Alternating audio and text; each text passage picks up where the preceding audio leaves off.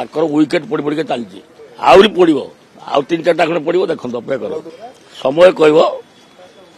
ମୁଁ ଗୋଟିଏ କଥା କହୁଛି ତାଙ୍କର ୱିକେଟ୍ ପଡ଼ି ପଡ଼ିକା ଚାଲିଛି ଆହୁରି ପଡ଼ିବ ଆଉ 3-4ଟା ଖଣ୍ଡେ ପଡ଼ିବ ଦେଖନ୍ତୁ ଅପେକ୍ଷା କର ଅଲ୍ ଆଉଟ୍ ହେଇଯିବେ ହେଇପାରନ୍ତି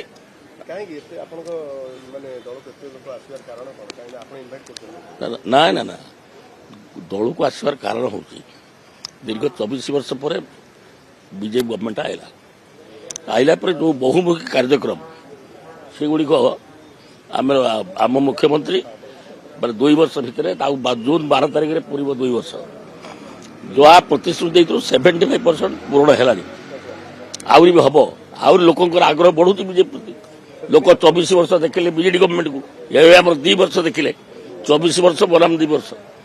ରିପୋର୍ଟ କାର୍ଡ ମଧ୍ୟ ମୁଖ୍ୟମନ୍ତ୍ରୀ 12 ତାରିଖ ଦିନ ଘୋଷଣା କରିବେ କାଲି ମୁଖ୍ୟମନ୍ତ୍ରୀ କହିଛନ୍ତି ଯେ ଅପରାଧ ପାଇଁ କଠୋର ହୁଅ ନିଶ୍ଚିତ କୋଉଠି ନା କୋଉଠି ରାଜ୍ୟର ଅପରାଧ ବଢିଛି ସେଟା ଗୋଟେ ନ୍ୟାଚୁରାଲ ପ୍ରୋସେସ ଗୋଟେ ଅପରାଧଟା ହେଉଛି ଗୋଟେ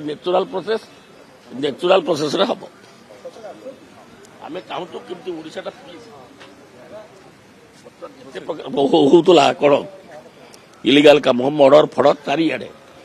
ବର୍ତ୍ତମାନ 2 ବର୍ଷ ଭିତରେ ଶାନ୍ତ ପରିବେଶ ହେଇଛି 2 ବର୍ଷ ଭିତରେ କ'ଣ ବିକାଶମୂଳକ କାମ ହେଇଛି ଆପଣ ବିରୋଧୀ କରୁଛନ୍ତି କିଛି ନା କେବଳ ରଙ୍ଗ ମାରିଛନ୍ତି ଖାଲି ପ୍ରବଚନ ଦଉଛନ୍ତି ବିରୋଧୀ କହୁଛନ୍ତି 12 ତାରିଖ ଦିନ ଆପଣ ଦେଖିଦେବେ କ'ଣ ହେଇଛି ସତ କି ମିଛ ଜଣା ପଡ଼ିବ ମୁଖ୍ୟମନ୍ତ୍ରୀ ରିପୋର୍ଟ କାର୍ଡ 12 ତାରିଖରେ କରିବେ ଆମେ ସବୁ କରିବା